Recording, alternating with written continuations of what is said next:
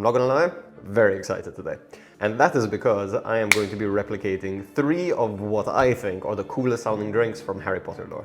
We're going to be making pumpkin juice, we're going to be making butterbeer, and we're going to be making Firewhisky. This is going to be challenging, not only because I would like to make these drinks as honest to the original source material as possible, but because I would like to make these drinks absolutely delicious. And something that I would serve to a guest and have them go, ooh, that's tasty, instead of just juicing some pumpkin and it just tastes like juiced pumpkin. So, without further ado, let us jump straight into these because we've got a lot of work and a lot of trial and error to get through today. Let's go. Okay, so let's start with pumpkin juice. Now, this one could have been super easy, and I could have just juiced a whole bunch of pumpkins and leave it at that. This is normally people have been waiting for. Juicing pumpkin.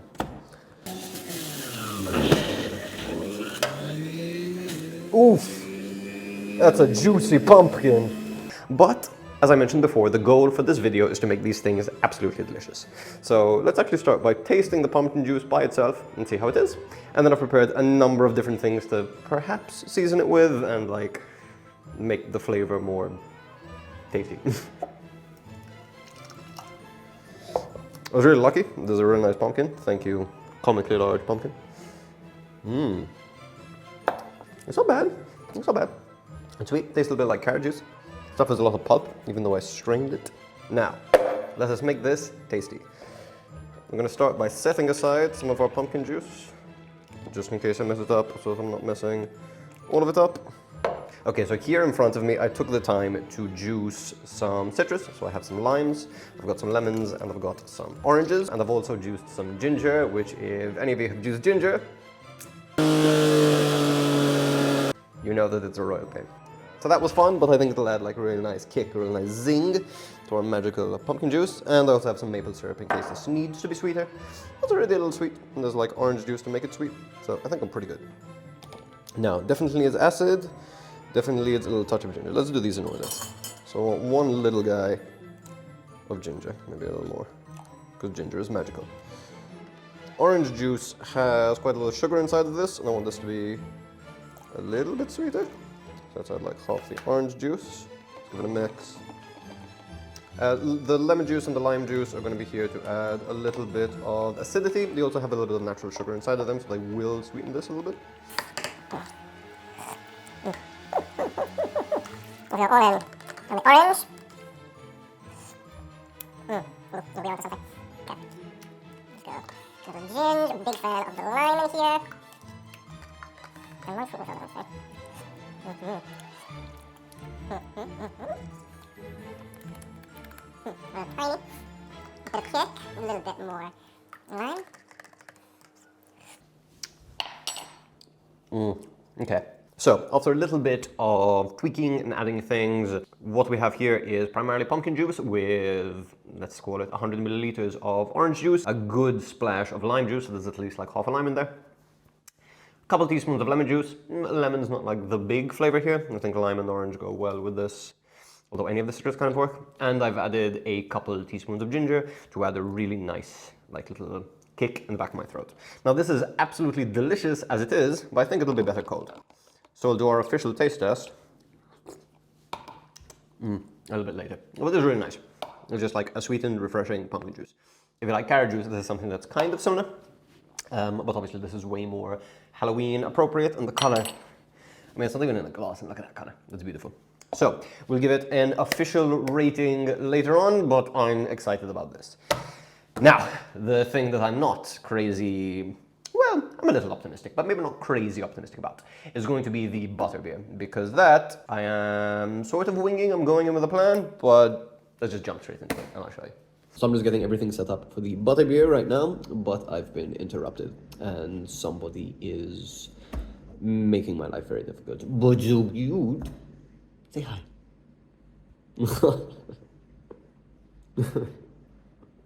How can I go back to work? How can I go back to work? Yes. Please like and subscribe the video. That would really help the channel. Thank you. Okay, back to the video. Oh, you good boy. Oh, you my good boy. Okay, we're back, and the next thing that we're going to try and replicate is Butterbeer. Now, this is one of the ones that really, I don't know, always fascinated me. It always sounded so delicious and creamy and sort of like seasonal and warm and comforting. And we're being very original. And as you can see in front of me, the two ingredients that this drink is going to be based off of are going to be really good quality butter and really good quality beer. Now, I'm very much aware that it was a non-alcoholic drink, that the kids were drinking this, but I'm a grown-ass man-child. I'm old enough to drink beer. So we're going to make the version that I am going to enjoy now. But we're not just simply going to combine butter and beer, because that's going to be this weird, greasy, odd mess. We're going to do some science, and we're going to manipulate and flavor the butter. And I'm going to start with the butter. So here we've got Kerrygold. They did not sponsor this video, but they were kind enough to donate this butter. And this is like my favorite butter that you can find in a supermarket. So shout out to them. Yeah, we are going to go ahead. I'm going to turn on my equipment and we'll be right back. Okay, yeah. So the first thing that we're going to do is heat up a nice hot pan because we're going to be making brown butter. Actually, wait, no.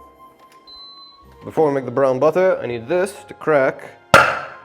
It's okay. This will make sense later. It's perfect. So as I was saying, we are going to make some brown butter. Good quality butter. Just adding this to a pan. We're going to let it get hot and brown. It is very simple. Basically, when you cook butter, the water evaporates, you're left with just the fat and the milk solids. As the fat gets hotter, it's going to fry those milk solids and make them nice and brown. That flavors the butter, aromatizes the butter. It's going to be a beautiful thing. And we're going to add some like nice seasonal spices in there as well. So, whilst our butter is browning nice and we're going to be stirring it every now and then, we're going to go ahead and put our spices together. So I've got some nice fresh ginger over here, not really a spice, but whatever, so sue me. Here we have a little chunk of nutmeg. A whole nutmeg would be kind of a lot, and ground nutmeg is not the vibe we're going for here. We want to strain this out later. What else have I got? Got 2 sticks cinnamon, 1 stick cinnamon, 2 sticks cinnamon. Cloves are kind of full on. We're adding 1 clove. Stir our butter. Multitasking. Multitasking is good when you're in the kitchen. Just don't confuse yourself. We're going to add the tiniest little piece of star anise because this stuff's quite forte, but it makes everything taste like warm and seasonal and nice and lightly spiced. So yeah, break off like 2 little wings of star anise. Wings, yes, that is the term. Okay, our butter is going. Let's finish the spice thing up. We're going for 1 cardamom pod. Again, nice, warming, sweet. Let's give it a little squeeze. Yep, beautiful. And that's it. Okay, do the butter. Okay, so here our butter is bubbling aggressively. You want to keep stirring so it doesn't stick and it's going to get brown. Whisk, whisk, whisk, whisk, whisk, whisk, whisk, whisk. Ooh, the bubbles are starting to get smaller, which means we're frying, which means we're browning, which means good things are happening. But we need to watch this because it can go from brown to black and like very quickly.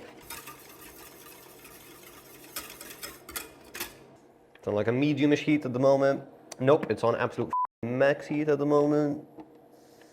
Okay, so the solids at the bottom are nice and brown. The butter is still like a little golden, a little yellowy, a little nice. We're going to leave it like that because it's going to darken a little bit over time. Again, we go darker. Do we dare? No, okay, no. That smells great, that smells amazing. It's in a hot pot.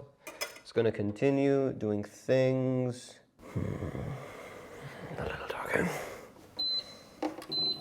Actually, it looks quite beautiful. Yeah, we're gonna remove.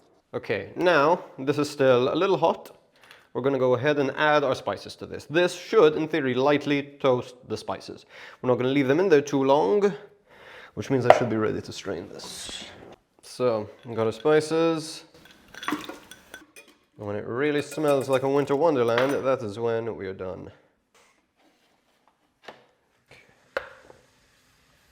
Ooh, color is beautiful, color is beautiful. Okay, so this has been like fizzing away for a couple of minutes now. I tasted it with a spoon. It's absolutely delicious. It's like a nice little warming autumnal spice feel going through it. So we're gonna go ahead and strain it, and it's time to make butterbeer.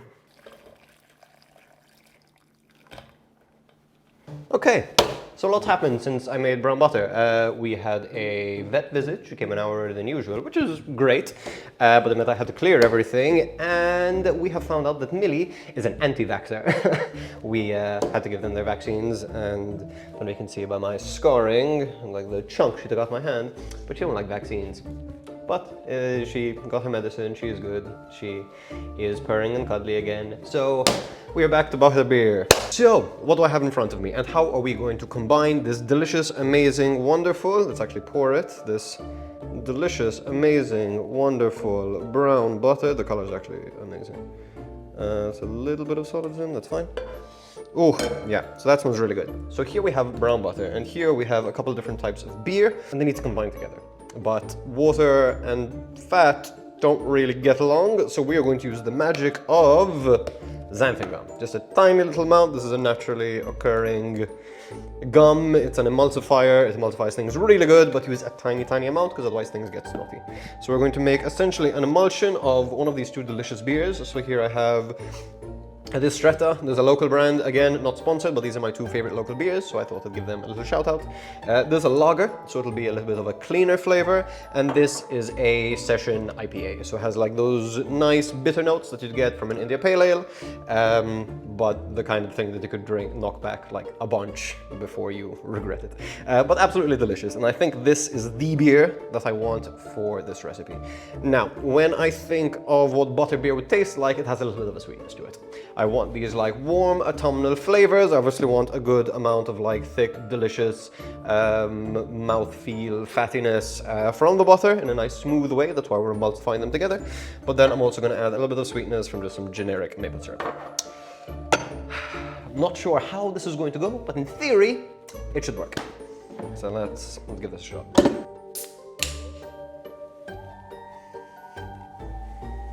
Okay. Let's go whole can. Let's go whole can. I'm making a big batch. Okay, it's already bubbling. I don't know if that's good or bad. Let's actually... No, I want a decent amount of maple. So let's just go good. Making that a little sweet. And I think we'll start blending. Fingers crossed that this goes well. Okay, you're not powered on. Also, you may have noticed that the backlights have changed. I got a new toy. I have RGB now, real YouTuber. And yeah, this looked like a wizardy bar backdrop. Moving on. Okay, let's do it.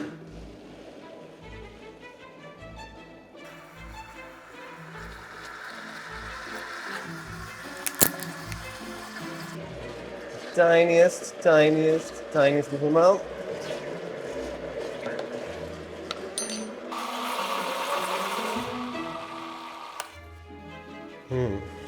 It smells interesting.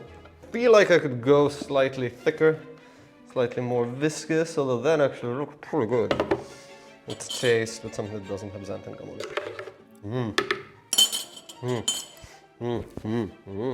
Okay. Okay, we're on to something. A little bit. A little bit of that. A little bit of that. A bucket of that.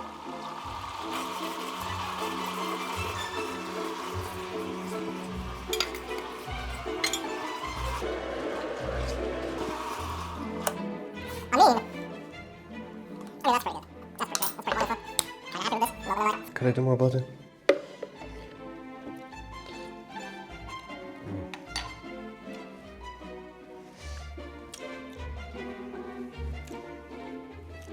I'm gonna reserve my feedback, but that. Can we do it?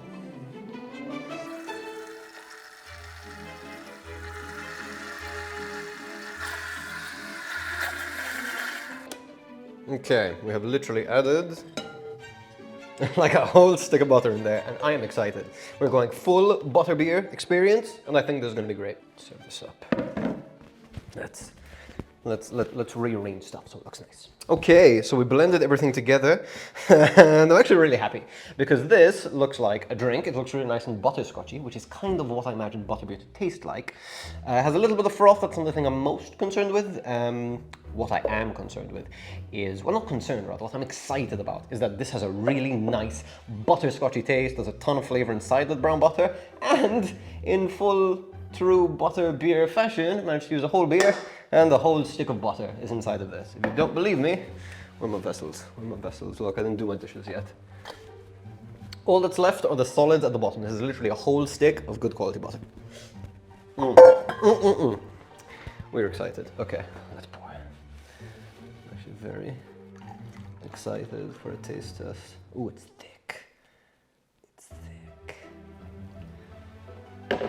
Oof. Even that also kind of nice. Okay. Very exciting. Very, very exciting. Let's give this a taste. Aroma is actually amazing. There's like the hoppy notes from the beer, there's the like sweetness from the maple, there's a light spice, almost like gingerbready, from all the lovely spices and ginger that we infused inside the brown butter, and obviously that like amazing, warming, nutty aroma of brown butter. So let's try this.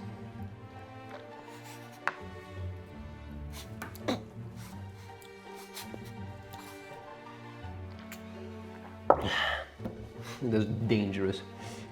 Okay, here are my thoughts. It is delicious and rich and creamy. It tastes festive. It's neither hot nor warm, which I'm not crazy about. Like, I love the flavor of it, I love the experience, but I would either much prefer it being like a little chilly, so it feels like a beer, or a little warmer, so it feels like this almost like mulled spice. Not even mulled, but like this warming winter drink, right? As it is right now, absolutely delicious. Genuinely, absolutely delicious. It does feel like the kind of thing that's going to get really heavy really quick. Like 2 glasses, so let's say 2 pints, there's literally a stick of butter. And some people might find that worrying. If that doesn't scare you, should you try this out? Well, that's a great question. Try it at least once, maybe. Why not? If you got a free Sunday and want to, I don't know, this delicious butterscotch looking beverage. No, that's genuinely delicious. Like, that's so good. Yeah. If you always wanted to imagine what butterbeer could and would taste like, this is kind of pretty close. I would like a bit more of a foam, a bit more of like a froth on top to make it feel like a beer. Some sort of carbonation, although I don't know how you would go ahead and do any sort of carbonation in this. But no, amazing start. Amazing start. I would give this, honestly, I mean, flavor-wise, it's almost a 10, genuinely. I'll give this an 8. I'll give this an 8. If you're going to be doing this like seasonal gathering and you want something that's like a little Harry Potter themed, or a little Christmassy, a little Halloweeny, whatever your bag is, I think this would fit in. I would serve this slightly warmed up and just serve it in like a small portion, just like a little tiny glass, like a little teacup, would be absolutely perfect. And you could serve butterbeer. A full pint, yeah, might not be your bag. I mean, unless you want to consume a whole stick of butter in like a beverage, maybe like some keto stuff, whatever. Make it. Moving on to the next one, Firewhisky. Let's go.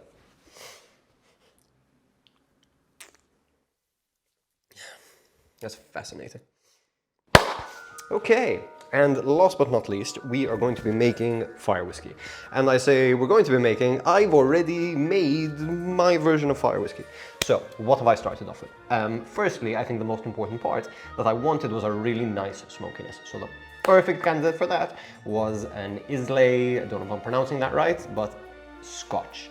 Islay Scotch. It's like a region of, or a Scottish island that is notorious, or renowned, renowned for having very smoky, peat-forward whiskies. And Lefroy 10 is one of my favorite single malt Scottish. It's one of my favorite single malt Scotches. That is not crazy expensive. This one was like 47 euros, which is a little bit expensive for a YouTube video, but it's fine. I'll sip the rest of it over the course of a year. Not much of a drinker. However, I didn't just pick a smoky whiskey and was like, oh, I made Firewhisky. What I've done is cut up a chili and added 10% chili. How am I mathing this? 20 grams of chili to 200 milliliters, 200 grams of whiskey. Nice Scotch whiskey. This has been sitting for, say, like 6 hours now, so kind of like a short infusion. But I left all the seeds and stuff inside, so like you can probably leave this for a week and it's gonna like pick up a little bit more, but there's probably diminishing returns. So yeah, we're just gonna strain this Ooh. Smells flamey. So yeah, this is literally just chili and whiskey.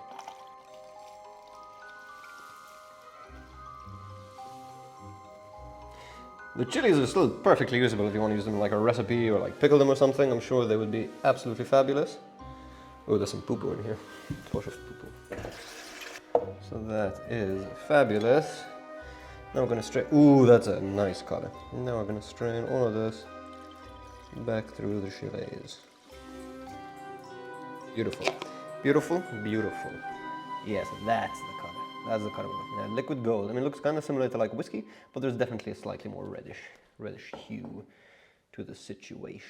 So let's go there. Yeah. And now you're like, okay, you made some like spicy ass whiskey. Let's put this in a drink, shall we? So first things first. Boom. This is going to be a very simple drink. I could just drink it neat, but I want this on ice. I just prefer the taste of whiskey on ice, so I made very fancy, refined ice cubes this morning. Roll the clip. Okay.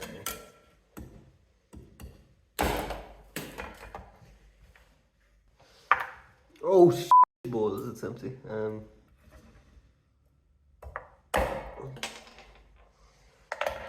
Oh my god, such fancy, exotic wizard glass. This is amazing. So yeah, I made some nice ice cubes. So we're going to start with a nice big chunker of an ice cube. Nice generous measure. Now we're going to try something. Give it like a little stir, a light stir. And we're going to try something.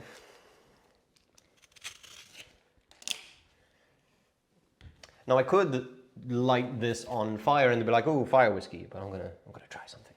Come closer.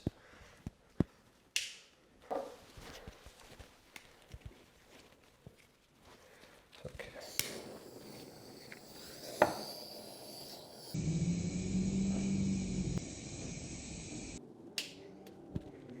Okay, so what we did there was, there are oils on the surface of this orange. I lit something, and if you like squeeze this out, you'll squeeze out some of those oils. Those oils are flammable, and just sort of like express those flammable, smoky, citrusy notes on the drink. We're gonna do a little one of these. Don't want to put this in, I don't want pure unadulterated fire whiskey. Pure unadulterated fire whiskey. Okay, there's our drink. There's our drink, let's taste. You get that sort of like pepper, but you also get all of that smoke. It's not like full-on ashtray of smoke, but like you get a lot of that like smoky flavor. Well, smoky aroma, we're still on the nose. Slight vegetal nature from the peppers. You can get slight kick of that spice from the peppers.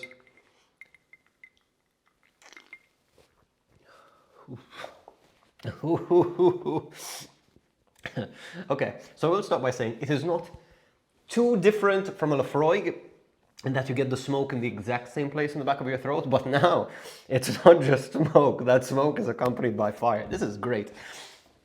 Whew. I'm getting a little bit drunker and a little bit of that like chili head high. No, this is after one sip. No, that's not possible. But I can still feel the burn, and that's fantastic. It literally just reinforces. Ooh. It just reinforces the whiskey. It tastes so nice in the back of the throat, and that is actually a really nice sipping beverage. So if you're the type of person who likes whiskey and you're the type of person who likes a spicy margarita, this is good. This is a good time. And this will be a great time to try my pumpkin juice, but cold. Let's see. Oakley dokley. Now to round out the video, let's have a taste of our delicious chilled pumpkin juice. Color still wonderful as ever. We'll give it a double strain this time. Okay, the straining is going to take a second. Pumpkin has pieces.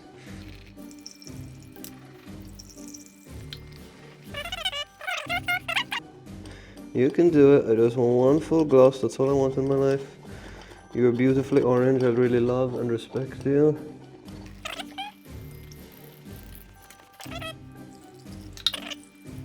You want quality? This is the type of stuff that you gotta do. No bits. We hate fiber. We hate. Wizards hate fiber. Okay, so after a little bit of straining, we finally have our pumpkin juice.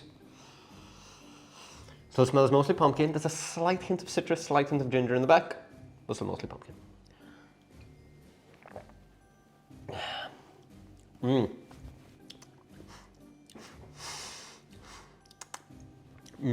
Absolutely delicious. I think I might omit one of the citruses. So I put a little bit of lime juice, a little bit of orange juice, and a little bit of lemon juice inside of this. I like the orange, I like the lime. I like the lemon as well, but I feel like it's slightly too acidic. But I'm forgetting about the pumpkin a bit. I like the ginger in there. It's not like kick that you like feel like, oh, this is like ginger ale or ginger-based beverage, but it has something that gives you a little zing, so it feels a little magical. It feels very, very on theme for what we're trying to accomplish today. Double straining was the move. The color, absolutely beautiful. That may be the best part and my favorite part of this. Like, it really competes with carrot juice on something that's like really vibrant and punchy. Is it better than carrot juice? Maybe. This could be the new carrot juice. I'm going on a juice cleanse, pumpkin juice cleanse. Could work, could work. It's probably cheaper. Okay, enough tasting, enough lollygagging. Let's do it. It is time to wrap up the video.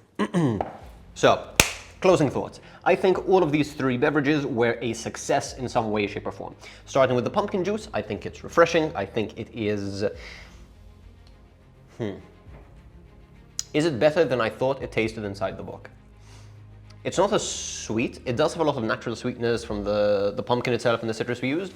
But if this was more of like a sweet beverage akin to like orange juice, I think we need to be a little bit sweeter, which might help out balance out the acidity. Because honestly, it tastes a bit like a healthy, tasty juice. So that's not necessarily a bad thing, but it is like kind of in that like health world. So maybe a little bit of sweetness if you want this to be like the best version it could be. But honestly, pretty excellent as it is. Next, we have the Butterbeer. Now this, most people would not really want an entire stick of brown butter inside of, let's call it 2 drinks. It's kind of a lot, it's kind of excessive, but that was kind of the point of this video. I wanted this to be an expression of my imagination. I love how it turned out. I love the color of it. I love the butterscotch nature of it. Does it need to be hotter? Would it need to be fizzier to really live up to what I thought that this drink would be inside my imagination as I was reading the books? Yes. Little bit of work, but we're almost there. I think the beer choice was amazing. I think maple as a sweetener was a really, really good choice. I love the idea of the brown butter and infusing all those herbs and stuff inside of it. Excellent. I thought that was really, really good. Is this drinkable now that it's cold? I mean, okay. So the butter is starting to separate and like go to the top. So there's something that you would need to blend before it is served. But having said that, lovely. And as you can see, the ratio is kind of a lot of butter. So yeah, there's that. And last but not least, the Firewhisky, which I think, despite the fact that I did such little work to it, I think it may be the best one. And on the subject of doing such little work to it, like yes, all I did was add some chili to some whiskey and it turned out good, but picking the right whiskey, picking the right starting ingredient was like half the battle. Because it accentuated what I loved about the whiskey. I'm a big fan of Lafroig 10. It's like, I don't really sip whiskey often, but when I do want a nice sip of whiskey, that is my go-to. The chili aspect to it just sort of like enhanced things that I liked about the whiskey anyway, and I thought that was excellent. We'll definitely be using it in a cocktail. This was not 200 milliliters of whiskey that went to waste. What a day, what a day, what a day, what a day. But I would consider this greatly successful. If you're watching this just before the Halloween, I hope you guys have an amazing Halloween. I hope you, if you're watching this around Christmas time, I hope you have an amazing holiday season. Please watch next week's episode as well, or if you're watching this in the future, please watch the next episode where I'm going to attempt to make pumpkin pasties. I have bought far too much pumpkin. Stephen Fry has been reading me the first couple of Harry Potter books before I fall asleep. Best bedtime stories ever. Thank you, Stephen. So yeah, please keep watching. Go watch that video. Go watch a previous video. Thank you, and have a good one. Okay, I just have one more question that I want to answer. What does Firewhisky and pumpkin juice taste like? Oh, and me and Millie are friends again, which is good.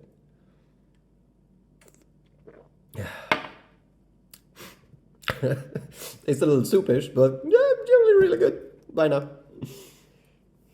Oh, perfect transition, Mildred. Excellent. Couldn't have asked for better myself. Well done. Really? No, that's your butt.